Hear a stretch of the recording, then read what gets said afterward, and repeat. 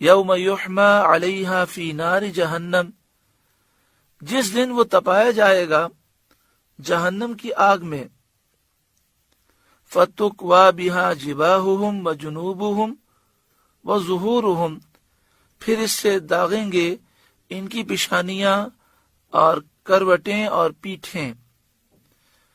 جباہہم پیشانیاں، جنوبہم ان کی کروٹیں، اور ظہور یہ ظہر کی جمع ہے جس کے معنی پیٹھ ہے۔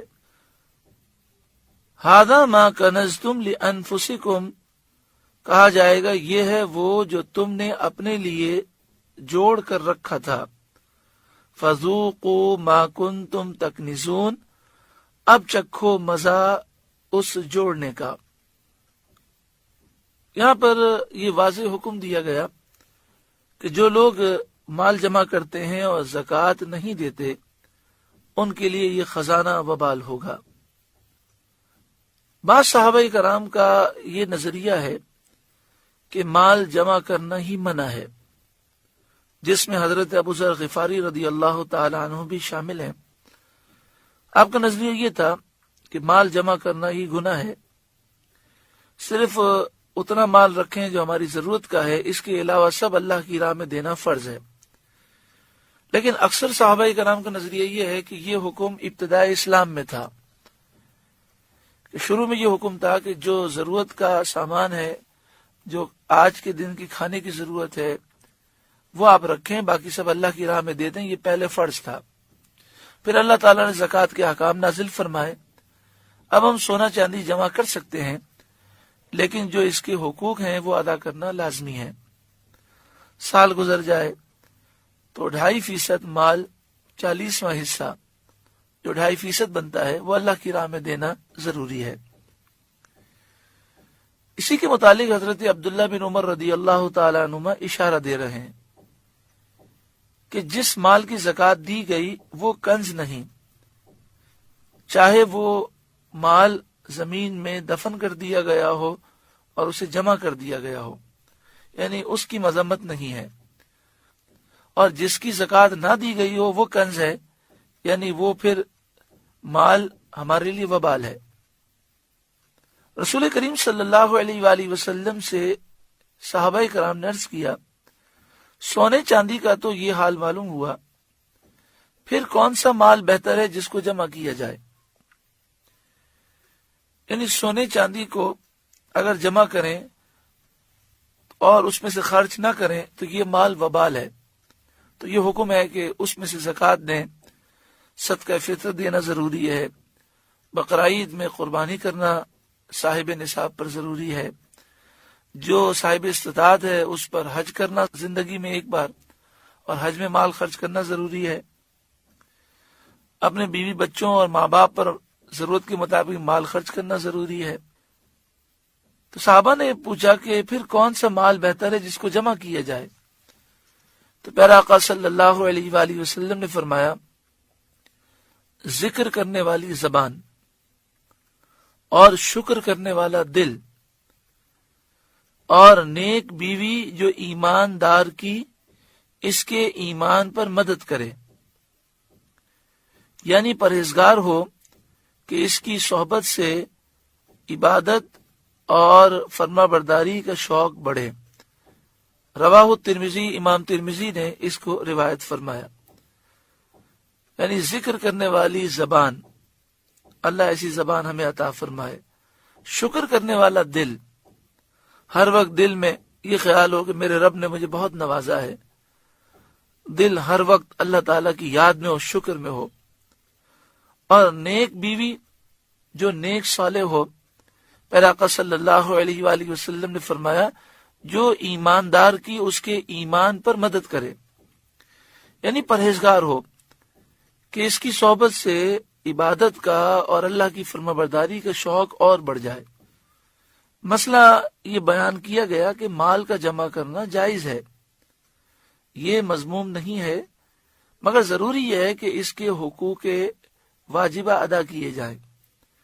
یعنی انسان مال جمع کرے اور کنجوس نہ بنے، زکوٰۃ دے، صدقہ فطر دے، قربانی کا موقع ہے تو قربانی کرے، حج فرض ہے تو حج کرے، اپنے ماں باپ کی خدمت کرے، اپنے بیوی بچوں کی ضروریات میں خرچ کرے، اپنے دیگر رشتہ داروں کی مدد کرے، اپنے پڑوسیوں کا خیال کرے، اور اپنی ذات پر بھی ضرورت کے مطابق خرچ کرے اور فضول خرچی نہ کرے۔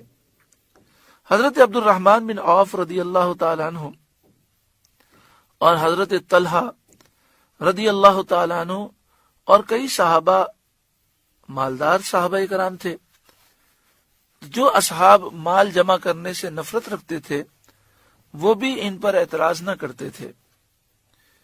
یہاں پہ فرمایا کہ جہنم کی آگ میں مال کو تپایا جائے گا تو حرارت کی شدت سے وہ مال سفید ہو جائے گا۔ یہاں پہ فرمایا گیا کہ ان لوگوں کی پیشانیوں پر، کروٹوں پر اور پیٹھوں پر داغ دیا جائے گا، یعنی جسم کے تمام اطراف اور جوانب کو جلایا جائے گا اور گرم گرم مال اس پر لگایا جائے گا۔ کون سی آگ سے گرم کیا جائے گا؟ جہنم کی آگ سے، جو دنیا کی آگ سے 70 گنا سے زائد گرم ہے۔ اللہ رب العالمین ہر ایک کو زکوٰۃ دینے کی توفیق عطا فرمائے۔ زکوٰۃ کے متعلق چند ضروری مسائل سماعت کر لیں۔ خواتین کے پاس اگر سونا ہے تو خواتین پر لازم ہے کہ وہ اپنے سونے کی زکوٰۃ دیں۔ اگر ان کے والد، ان کے بھائی، ان کے شوہر، ان کے بیٹے زکوٰۃ دے دیں ان کی اجازت سے تو حرج نہیں ہے، لیکن یہ یاد رکھیے گا کہ ان پر واجب نہیں ہے، واجب عورتوں پر ہے۔ اب عورتیں کہتی ہیں کہ ہمارے پاس سونا ہے، ہم کمانے کہاں جاتے ہیں؟ تو یاد رکھیں کہ کمانے کا مسئلہ نہیں ہے۔ اگر سونا چاندی اتنی مقدار پر ہے کہ جس سے زکوٰۃ واجب ہو جاتی ہے، فرض ہو جاتی ہے، تو سونے کی زکوٰۃ سونے سے دی جائے، چاندی کی زکوٰۃ چاندی سے دی جائے۔ مثلا 2.5% سونا اللہ کی راہ میں دے دیا جائے، 2.5% چاندی اللہ کی راہ میں دے دی جائے۔ تو پھر عورتیں یہ سوال کرتی ہیں کہ اس طرح تو مال ہمارا کم ہو جائے گا۔ تو ان کا جواب یہ ہے کہ یہ سوچ ہی غلط ہے۔ قرآن مجید فرقان حمید کی آیات اور احادیث طیبہ سے ثابت ہے کہ اللہ کی راہ میں مال خرچ کرنے سے کم نہیں ہوتا، بڑھتا ہے، اور ایک کے بدلے میں اللہ 10 گنا بلکہ اس سے بھی زیادہ عطا فرماتا ہے۔ تو یہ تصور کیوں پیدا ہوتا ہے کہ اللہ کی راہ میں مال خرچ کرنے سے مال کم ہو جائے گا؟ دوسری بات یہ کہ جو لوگ زکوٰۃ دیتے ہیں وہ یہ مسئلہ سمجھ لیں کہ زکوٰۃ 3 مالوں پر ہے۔ نمبر 1 سونا چاندی، اور جو چیز سونا چاندی کے حکم میں ہے، جسے کہتے ہیں ثمن اصلی اور ثمن اصطلاحی۔ سونا، چاندی، روپے، پیسے، ڈالر، پاؤنڈ، ریال، بانڈ، یہ سب سونا چاندی کے حکم میں ہے، ان پر زکوٰۃ فرض ہوتی ہے۔ دوسرا مال تجارت، جس چیز کو خریدا اس نیت سے کہ بیچ کر نفع کماؤں گا، وہ مال تجارت ہے، چاہے وہ مٹی ہو چاہے وہ پتھر ہو۔ جس چیز کو خریدا اس نیت سے کہ اس چیز کو بیچوں گا اور نفع کماؤں گا، وہ مال تجارت ہے۔ اور تیسری وہ جانور کہ جنہیں انسان خریدے اور سال کے اکثر حصے میں وہ فری کے جنگلات میں چریں، انہیں کھانا کھلانے کا خرچہ نہ ہو، تو انہیں سائمہ کہتے ہیں۔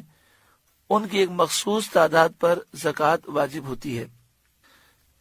اول تو ایسے جانور پائے نہیں جاتے، اگر پائے جائیں جیسے فارم ہاؤس میں جانور لیے جاتے ہیں تو فری کے جنگلات میں نہیں چرتے، بلکہ پالنے والا پورے سال انہیں کھلاتا ہے اور اس پہ خرچہ کرتا ہے، تو ان پر اس لحاظ سے تو زکوٰۃ نہیں۔ لیکن جانور جب خریدے بیچنے کے لیے، جس طرح فارم ہاؤس میں خریدے جاتے ہیں، جانور خرید لیتے ہیں پھر بقرعید میں بیچ دیتے ہیں، تو پھر اب وہ جانور مال تجارت ہو گئے اور ان کی زکوٰۃ دینی ہوگی۔ جب زکوٰۃ دینے لگیں، سال پورا ہو جائے اور زکوٰۃ دینے لگیں، تو جو موجودہ قیمت ہے اس کے مطابق زکوٰۃ دینی ہوگی۔ مثلا 4 دکانیں خریدیں بیچنے کے لیے، 4 پلاٹ خریدے بیچنے کے لیے۔ جب خریدے اس کی ٹوٹل مالیت 1 کروڑ روپے تھی، لیکن سال گزرنے کے بعد اب مالیت اس کی 2 کروڑ ہو گئی ہے، تو جو موجودہ مالیت ہے اس کے حساب سے زکوٰۃ کا حساب کرنا ہوگا۔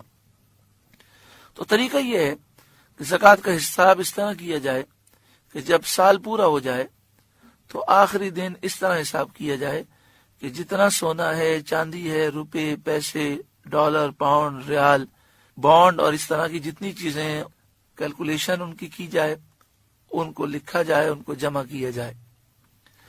جتنی چیزیں اس لیے خریدی کہ بیچ کر نفع کماؤں گا، وہ مال تجارت کی موجودہ ویلیو کا اندازہ کر کے وہ ویلیو لکھی جائے، پھر ٹوٹل کیا جائے، پھر جو پیسے ہم لوگوں سے مانگتے ہیں اس کو بھی جمع کیا جائے۔ مثلا مال تجارت اور سونا، چاندی، روپے، پیسے، اس کی مالیت بن گئی 1 کروڑ روپے، اور ہم لوگوں سے 1 کروڑ مانگتے ہیں، تو 1 کروڑ مزید ایڈ کر لیں تو یہ 2 کروڑ روپے ہو گئے۔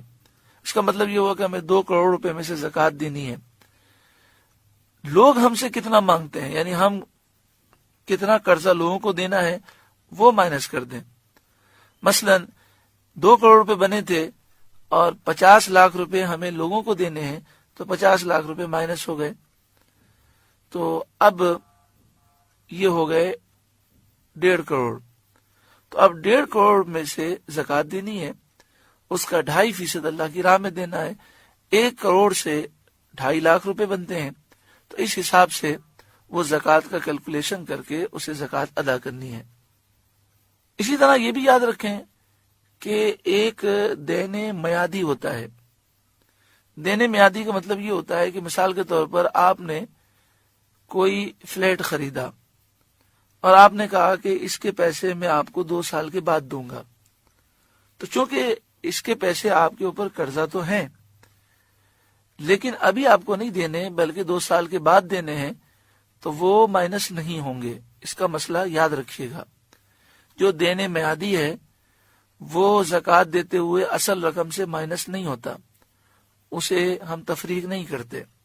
دین میعادی کی مثال، ایک مثال دی گئی، اس سے پورا دین میعادی سمجھ آ گیا کہ جب آپ کوئی چیز خریدتے ہیں، خریدنے کے بعد چیز آپ لے لیتے ہیں، جو چیز کے پیسے ہیں وہ باقی ہیں، اور وہ آپ فکس کر لیتے ہیں کہ ابھی نہیں دوں گا، 4 سال کے بعد دوں گا، تو وہ دین میعادی ہوتے ہیں۔ زکوٰۃ دیتے وقت اس کو مائنس نہیں کیا جاتا، یعنی زکوٰۃ میں سے وہ مائنس نہیں ہوتے۔ ہاں، جو دین غیر میعادی ہے وہ مائنس ہوتا ہے۔ اس کی پوری تفصیل بہار شریعت کے 5ویں حصے میں موجود ہے، پڑھے، نہ سمجھ آئے تو کسی شرعی مفتی سے پوچھ لیں، یعنی جو صحیح العقیدہ مفتی ہیں ان سے پوچھ لیجئے۔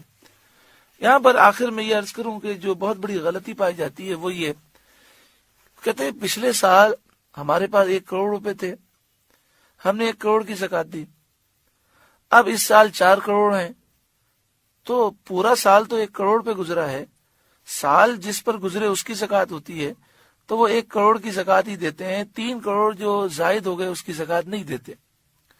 مسئلہ سمجھ لیں کہ یہ جو فرماتے ہیں سال گزرنا ضروری ہے، مطلب نصاب پر سال گزرنا ضروری ہے۔ جب سال شروع ہو تب بھی آپ صاحب نصاب ہوں، جب سال ختم ہو تب بھی آپ صاحب نصاب ہوں، یہ ضروری ہے۔